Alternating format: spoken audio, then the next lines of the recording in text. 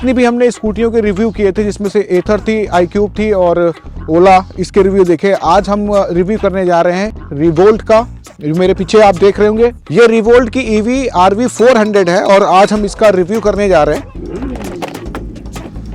तो जब ये ऑन होती है तो कुछ इस टाइप का इसमें साउंड मोड भी आता है। ये लाइट आपकी यहाँ पे फुल जल रही है और काफी अच्छी इसमें रोशनी हो जाती है रात में। प्रोजेक्टर लगा हुआ है और LED सेटअप भी इसके अंदर लगा हुआ है। सस्पेंशन इसका USD टाइप का है और यहाँ पे मोनोशॉक एब्जॉर्बर आपको दिख जाता है। बड़ा सा व्हील आपको यहाँ पे दिखाई देता है जिसके ऊपर इसकी बेल्ट चलती है। दोनों तरफ आपको एलॉय व्हील देखने के मिलते हैं। बाकी इसमें फ्रंट एंड रियर में भी डिस्क ब्रेक आते हैं। इसके अंदर एडविक जो कि ओला यूज करता है वही सेम इसके अंदर डिस्क ब्रेक आपको देखने को मिलते हैं। इसके स्ट्रक्चर में तो कहीं से कोई कॉस्ट कटिंग नहीं लगती है। काफी हैवी आपको स्ट्रक्चर यहाँ पे आपको दिखाई देता है। पहले RV 400 आती थी, उसके डिस्प्ले में आज के डिस्प्ले में सेम है या कुछ अलग हुआ है? अभी जो आ रही हैं तो वो थोड़ा एडवांस हो चुकी हैं। ये मेरा पुराना मॉडल है तो इसका ऐसा ही है डिस्प्ले। अच्छा, यहाँ पे देखिए आपको नंबर दिखता है 1 2 3। तो 1 का मतलब इको है, 2 का मतलब नॉर्मल और 3 का मतलब स्पोर्ट मोड। इस तरफ आप देखेंगे तो स्पोर्ट मोड लिखा हुआ है और जैसे 2 में करेंगे नॉर्मल मोड हो गया और रेंज देखिए, रेंज यहाँ पे 73 हो गई, 9800 टोटल चली है। और फिर उसके बाद जैसे इको मोड करेंगे तो रेंज यहाँ पे बढ़ के 114 हो गई। तो जब 100% होती है तो रेंज यहाँ पे कितनी शो करती है? ये 140 शो करती है रेंज। 140 रेंज शो करती है 100% पे। और टेम्परेचर भी इसमें आपको दिखता रहे। ये बस की जेब में रखनी है और यहाँ पे आपको बस पुश बटन ऑन करना है और ये गाड़ी आपकी यहाँ से ऑन हो जाएगी। तो इसके अंदर साउंड सिस्टम भी लगा हुआ है। बैक से आपको देखिए तो ये जो आपको लाइट दिख रही है, कुछ ऐसा लगता है जैसे कि जिक्सर गाड़ी पीछे से दिखने में लगती है ये। और बाकी काफ़ी अच्छी है और इन्होंने बहुत रफली इसको यूज़ किया है।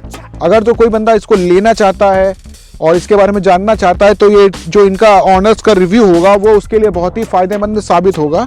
तो आज इसी के रिव्यू के लिए हम बुलाना चाहेंगे इसके जो ऑनर हैं मिस्टर आमिर साहब। तो हमारे साथ में हैं मिस्टर आमिर साहब जो ये बाइक ओन करते हैं। तो आज हम इन्हीं से जानेंगे कि ये बाइक कैसी है, क्या है, इसी के बारे में पूरी डिटेल में बात करने वाले हैं। उससे पहले कौन सी बाइक आप चला रहे थे? उससे पहले मेरे पास बुलेट थी 350 क्लासिक।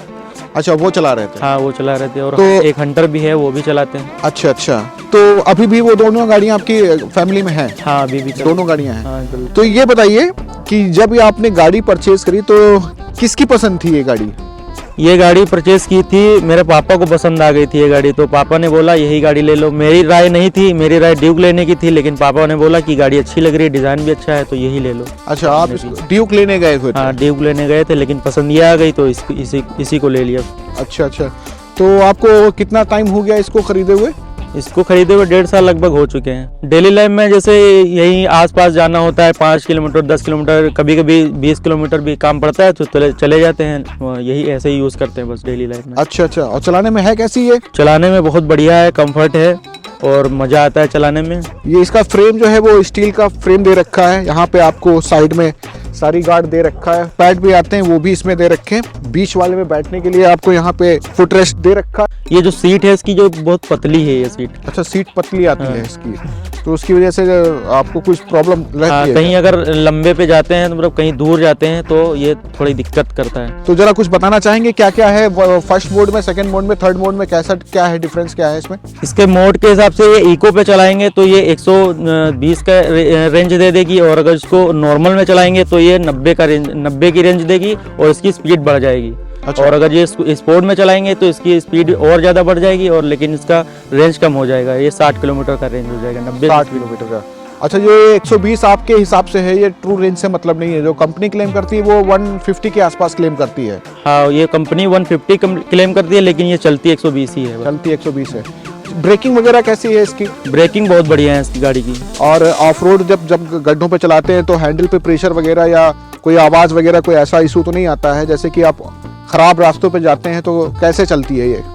नहीं, खराब रास्ते पे जाते हैं तो कोई बड़ी आवाज़ तो नहीं आती, बस ये हल्का ये इसकी आवाज़ आती है बस। अच्छा, ये थोड़ा सा बस ये थोड़ा ढीला हो जाता है तो इसकी आवाज़ आने लगती है बस। अच्छा अच्छा, ये थोड़ा सा पीछे का जो इसका मडगार्ड टाइप का है, ये नंबर प्लेट जिस पे लगी है, ये थोड़ा सा हिलता ज़्यादा है तो इसकी वजह से आवाज़ आती है। इसका पिकअप भी बढ़िया है, अच्छा है भगाने में और स्पीड भी बढ़िया है। अच्छा, हाँ, सीट का कंफर्ट थोड़ा बेकार लगता है, बाकी सब सही है। बाकी सब सही है। हाँ। तो आपको लगभग इसको चलाते हुए 1.5 साल हो गया। 1.5 साल में ये आपकी गाड़ी कितना चल चुकी है? 9000 चल चुकी है। 9000 चल 9000 1.5 साल में चल चुकी है। 9000 आपको इसको चलाते हुए हो गए जी। तो रास्ते लगभग आपके कैसे रहते हैं? जैसे कि रूट जो आप जाते हैं वो खराब रास्तों पे, कच्चे पक्के रास्तों पे या अच्छी रोडों पे ही चलाया? कैसा एक्सपीरियंस रहा, मतलब कैसे यूज किया आपने इसको? खराब रास्ते पे भी बढ़िया चलती है और अच्छी रोड पे भी चलाते हैं तब भी कोई दिक्कत नहीं करती है। 2 लोग इस पे बैठ जाते हैं तो कोई दिक्कत नहीं करती है, कोई डिले नहीं है। अच्छा, कोई डिले नहीं है? नहीं। आपको बताना चाहेंगे ये एक मिड ड्राइव मोटर वाली गाड़ी है जिसके अंदर एक बड़ा सा, ये आप ये देख रहे होंगे, ये एक बड़ा सा चक्का टाइप का लगा हुआ। इस गाड़ी की जो मोटर है वो सेंटर पे लगी होती है, इसलिए ये मिड ड्राइव मोटर वाली है। इसमें हब मोटर नहीं होती है। देखने में बिल्कुल मजबूत टाइप की लग रही है, बहुत ही मजबूत है और इन्होंने काफी अच्छी ऑफ रोडिंग भी कर रखी है। तो आप हमें ये बताइए कि आपने इससे मैक्सिमम डिस्टेंस लगभग कितने किलोमीटर का किया है? अभी तक मैक्सिमम 110 किलोमीटर 20 किलोमीटर चलाया है, बस इससे ज्यादा नहीं। अच्छा, सिंगल थे या डबल थे? डबल भी जा चुके हैं, सिंगल भी जा चुके हैं। 110 किलोमीटर हाँ, मैक्सिमम आप इसको चला चुके हैं। maximum रास्ते में 110 कोई है? अच्छा, आपने इसको इको मोड पे ही चलाया होगा? हाँ, इको मोड पे चलाया है। इको मोड पे। तो रास्ते में कभी कोई दिक्कत तो नहीं आई चलाने में? जैसे 110 किलोमीटर कंटिन्यूस गए थे या बीच बीच में रुक रुक के गए थे? नहीं, कंटिन्यूअस चलाया, कोई दिक्कत नहीं आई। अच्छा, कंटिन्यूस चलाया, कोई दिक्कत नहीं आई है। लखनऊ से लगभग ये 100 किलोमीटर दूर इनका घर पड़ता है।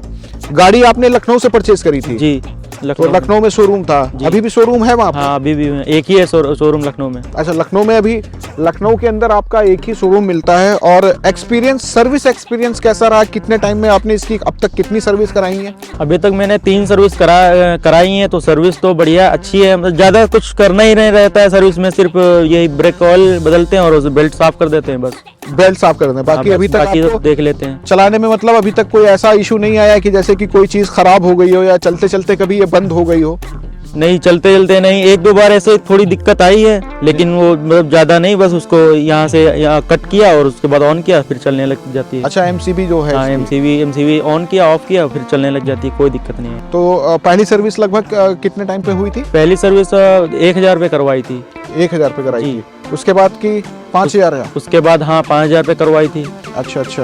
हाँ, उसके बाद अभी 7-8 हजार पे करवाई थी। ऐसा लगा कि 1.5 साल होने के बाद या 9000 चलने के बाद कुछ बैटरी कमजोर हुई या वीक हुई या बिल्कुल वैसे ही जैसे चल रही है जैसे पहले चलती थी? नहीं, जैसे नई लाई थी तो जैसे चल रही है नई तरीके से एकदम वैसे ही चल रही है, कोई दिक्कत बैटरी में नहीं है और चार्जिंग भी उतना ही बैकअप देती है जितना पहले देती थी। अच्छा अच्छा। गाड़ी जो है जैसे बैटरी है उसकी स्ट्रेंथ अभी तक 100% इनके हिसाब से बरकरार है। जब चलाते हैं डेली में, आपका डेली मतलब आपका चलना फिरना मतलब जैसे होता है तो 20 से 25 किलोमीटर का डेली चलना है? हाँ हाँ। कितने टाइम में आप इसको चार्ज करते हैं लगभग? हम इसको ये फुल चार्ज कर लेते हैं, उसके बाद 3-4 दिन के बाद लगाते हैं फुल चार्ज, फिर हो जाती है, फिर 4 दिन 5 दिन चलाते हैं, ऐसे ही होता है। ऐसा मतलब एक बार चार्ज करने के बाद लगभग 3 से 4 दिन या 5 दिन, मैक्स टू मैक्स 5 दिन ये गाड़ी आराम से इनकी चलती है। तो काफी पैसे आपने बचा लिए। हाँ, काफी बच गए हैं पैसे इसमें, काफी पैसे बचे हैं। अपील कैसा रहता है जब आप इसको लेके निकलते हैं? तो लोगों में क्यूरियोसिटी रहती है ना कि लेके निकलते हैं। 1-2 बार लखनऊ से जैसे गए हैं तो रास्ते में मिल जाते हैं, बाइक वाले पूछने लगते हैं रोक के कि ये कैसे क्या है, इसका पैसे पूछते हैं कितने की है और रेंज पूछते हैं, तो सब बताना पड़ता है। बहुत काफ़ी लोग जो देखते हैं तो उनको अट्रैक्शन हो जाता है, देखते हैं तो पूछते जरूर हैं कि गाड़ी ये कौन सी है और कितने की मिली, रेंज क्या है। मेरे इलाके की ये पहले ही है, बस 26 किलोमीटर दूर 2 आ गई हैं इसमें की ब्लैक गाड़ी। अच्छा, लेकिन यहाँ की एक ही है ये। जिस जगह पे ये रहते हैं वहाँ पे ये सिंगल गाड़ी है। बाकी इनको देख करके और भी लोग, आसपास के लोग जो हैं तो ईवी की मतलब बाइक, ये रिवोल्ट की बाइकें और भी आ चुकी हैं। तो धीरे धीरे ईवी का जो है वो बढ़ रहा है प्रचलन, जैसे जैसे लोग अवेयर हो रहे हैं, जान रहे हैं कि ये कितना ज़्यादा बचत में होती है। और ऑफ रोडिंग भी हमने इसकी करी थी, वो भी फुटेज आपको हम डाल देंगे। इसको एक नदी में उतार करके चढ़ाया गया था, तो वो भी आप देखेंगे तो समझ में आएगा कि कितना ज़्यादा ये ऑफ रोडिंग कर सकती है। बाकी फीचर्स तो इसमें काफ़ी ज़्यादा आते हैं। कुछ इसके फीचर्स के बारे में बताएं, कौन कौन से इसके अंदर फीचर मिलते हैं? इसका रिमोट मिलता है एकदम गाड़ी की तरह, तो यहाँ से रिमोट से स्टार्ट करेंगे तो ये स्टार्ट हो जाए। चाबी इसमें रिमोट वाली इसमें लगती नहीं है, एक तो ये इलेक्ट्रॉनिक है, एकदम मोबाइल से स्टार्ट भी हो जाती है। इसमें एक डिवाइस लगवाना पड़ेगा, वो शोरूम पे बता रहे थे, तो अगर वो लगवा लेंगे इसमें गाड़ी में डिवाइस तो ये मोबाइल से स्वाइप टू स्टार्ट हो जाएगी। बाकी ये कीलेस से यहाँ पावर बटन से स्टार्ट हो जाती है, यहीं से बंद हो जाती है। तो ये गाड़ी के अंदर जो है वो चाबी नहीं लगती है, और आप अगर तो इसको स्टार्ट करना चाहते हैं तो यहाँ पे एक पावर बटन दे रखा है, जैसे आप इसको पुश करेंगे तो ये गाड़ी जो है वो स्टार्ट हो जाती है। अगर वो डिग्गी को आप ऑपरेट करना चाहते हैं तो यहाँ से आप चाबी को घुमाएंगे तो इसको ऑन कर सकते हैं। बाकी जो वो कीलेस वाली जो चाबी होती है उसको खाली रखना पड़ता है जेब में। हाँ, उसको सिर्फ जेब में रखना पड़ता है और वहीं से रिमोट से स्टार्ट हो जाएगी, वहीं से बंद हो जाएगी। तो ये जो चाबी है इसका मतलब यहाँ से आप डायरेक्ट कर रखा है इसको? हाँ, ये डायरेक्ट, अभी इसका एक पार्ट खराब हो गया है तो वो मतलब मिल नहीं रहा है, वो दिल्ली से मंगवाया है, तो वो आ जाएगा तब ये मतलब रिमोट मिल जाएगी मुझे, तो रिमोट से स्टार्ट होगी, रिमोट से बंद होगी, तब ये झंझट नहीं रहेगी इसमें। अच्छा, तो अभी की डेट में इनके एक कुछ डिवाइस है जो इसका प्रॉपर वर्क नहीं कर रहा है, इमोबिलाइजर बोलते हैं उसको, तो उसकी वजह से ये रिमोट से जो की है ना, की से नहीं ऑन होती है, ये एमसीबी से ऑन ऑफ होती है। डायरेक्ट इसको कंपनी ने किया था या आपने किया है? ये कंपनी में बात किया था तो उन्होंने बताया था, हमको बताया था कैसे कैसे क्या करना है, तो हमने उसको खोल के बना लिया है डायरेक्ट ये। अच्छा, मतलब देखिए कंपनी का सपोर्ट भी है कि अगर वो गाड़ी में इमोबिलाइजर की दिक्कत आई तो इन्होंने, कंपनी वालों ने इनको बोल दिया कि इसको डायरेक्ट कैसे करना है, बस आपको ये चाबी लगा के बस बार बार ये ढक्कन उठाना पड़ता है। अभी फिलहाल के लिए यही करना पड़ेगा। इसकी रेंज के बारे में बताएं, जैसे कि इसकी मैक्सिमम रेंज आपने जो गेन करी है वो कितनी निकाली है? इसकी मैक्सिमम रेंज हमने यही लखनऊ जब गए थे तो इसकी 120 किलोमीटर पूरी हमने चलाई थी, इसको हमने टेस्ट किया था यहीं से, मीटर यहाँ पे देखा था, वहाँ पे पूरा देखा तो 120 किलोमीटर पूरी चली थी। 120 किलोमीटर सिंगल चार्ज में? हाँ, सिंगल चार्ज में। तो जो इसकी बैटरी होती है उसको आप कैसे चार्ज करते हैं? बैटरी निकाल करके चार्ज होती है या यहीं पे कहीं लग जाती है? बैटरी निकाल के भी चार्ज की जाती है, बाकी यहाँ पे ये पॉइंट भी दिया है, यहाँ पे चार्जेस का लगता है, यहाँ पे बैटरी निकाल के भी आप चार्ज कर सकते हैं यहाँ पे। अच्छा, यहाँ से आप बैटरी को चार्ज कर सकते हैं, यहाँ पे ये पॉइंट दिया गया है। तो आप चार्ज कैसे करते हैं? निकाल के चार्ज करते हैं या इसको यहाँ से चार्ज करते हैं? यहाँ से भी चार्ज कर लेते हैं, बाकी निकाल के अगर कोई मतलब कहीं घर अंदर है या कहीं गाड़ी नहीं जा सकती तो निकाल के भी ले जा सकते। 1.5 साल में कोई इसने आपको दिक्कत दी है क्या? मैं बस इसकी एक ही दिक्कत आई है, चार्जर की दिक्कत आई है। चार्जर इसका फूक जाता है, मतलब उड़ जाता है इसको घर लगाने से। अच्छा। और उसके बाद जब चार्जर मतलब वो बताओ यहाँ कंपनी में तो चार्जर 15 दिन के बाद मिलता है मुझे। एक महीना भी लगा देते हैं, पर 15 दिन से मैक्सिमम बोलते हैं 15 दिन लगेंगे, लेकिन 1 महीना लग जाता है। तो बस इसकी यही दिक्कत आई है। वारंटी में रिप्लेस होता है या? हाँ, ये वारंटी में रिप्लेस होता है। चार्जर इसके उड़ चुके हैं तो चारों मुझे फ्री में मिले हैं, मतलब कोई एक्स्ट्रा पैसा नहीं लगा इसमें। अच्छा, एक नहीं दो नहीं, सीधे इन्होंने 4 चार्जर फूंक डाले। तो फूकने का रीजन क्या होता है? वोल्टेज, हाई वोल्टेज की वजह से या कुछ और? क्या कोई चार्जर में ही कोई फॉल्ट है? ये चार्जर, इनके चार्जर में ही कोई फॉल्ट है, क्योंकि मेरे घर पे स्टेबलाइजर भी लगा हुआ है, तो कोई मतलब लाइट का कोई हाई या लो का कोई रीजन नहीं, उसका नहीं है। इसके चार्जर में कोई फॉल्ट है, मतलब इतने चार्जर इसके चलाए हैं तो चारों फूक गए हैं। अच्छा। इसके चार्जर में ही कोई कमी है। RV400 के जो चार्जर आते हैं वो थोड़ा अच्छी क्वालिटी के नहीं है, इनका यही कहना है कि 4 चार्जर लगभग इन्होंने, चौथा चार्जर चल रहा है। हाँ, ये चौथा चार्जर चल रहा है मेरा। तो ये चौथा चार्जर जो है इसके साथ में यूज कर रहे हैं और कंपनी का सपोर्ट है, मगर चार्जर जब फूक जाता है तो 15 to 30 डेज के टाइम लग जाता है। तो उस दौरान तो गाड़ी आप चार्ज नहीं कर पाते होंगे, चला नहीं पाते होंगे? नहीं, उस दौरान तो समझो गाड़ी बंद ही खड़ी रह जाती होगी, इसका कोई यूज ही नहीं है, क्योंकि चार्ज नहीं है तो फिर कोई। अच्छा।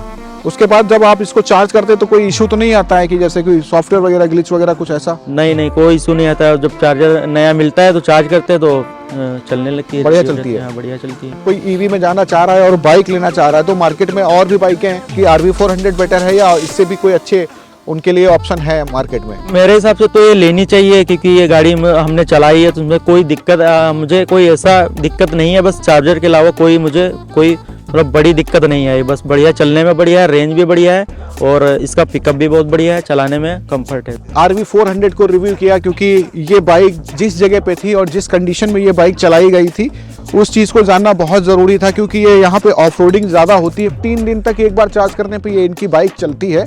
तो इस हिसाब से देखा जाए तो लगभग पर 1 लीटर का फ्यूल कंजप्शन जो है वो बचा रहे हैं, तो इनके 100 रुपये पर डे के हिसाब से बच रहे हैं, तो 25 रुपये में इनके 300 रुपये सेव हो रहे हैं। धीरे धीरे आने वाले टाइम पे आपको ईवी की बहुत अच्छी गाड़ियां देखने को मिलेंगी। हर एक कंपनी को ईवी में उतरना ही पड़ेगा और आपके पास ओला जैसी और एथर जैसी स्कूटियां भी हैं जो काफ़ी ज़्यादा रेंज देती हैं और RV400 और इसके अलावा भी और भी नई बाइक आ चुकी हैं। तो ये सब भी ऑप्शन अवेलेबल हो जाएंगे और आने वाले टाइम पे ये बहुत ही अच्छे से वर्क करने लगेंगे। अभी धीरे धीरे लोगों को भरोसा कम आ रहा है, मगर जब हम ऐसी बाइक चली हुई, इस कंडीशन में चली हुई बाइक देखते हैं तो भरोसा बढ़ता है। आने वाले टाइम पे इनका बहुत अच्छा फ्यूचर होने वाला है और जिस कंडीशन में ये चलती है उसको देख करके लगता है कि ये भी पेट्रोल बाइक से कम नहीं है। बचत तो करती है, बाकी ड्यूरेबिलिटी भी वैसी ही है और धीरे धीरे जब इनका सर्विस नेटवर्क बढ़ने लगेगा और चार्जर इनके बढ़ने लगेंगे तो आप इससे लंबी जर्नी भी कर सकते हैं। तो यही था आज का हमारा व्लॉग। और व्लॉग कैसा लगा कमेंट करके ज़रूर बताइएगा। पसंद आया हो तो लाइक करिएगा, अपने लोगों में शेयर करिएगा। तो इस व्लॉग को यहीं पे एंड करते हैं और मुझे दीजिए इजाज़त। मिलते हैं फिर आपसे नेक्स्ट व्लॉग में। तब तक अपना और अपनों का ख्याल रखिएगा और हमेशा खुश रहिएगा।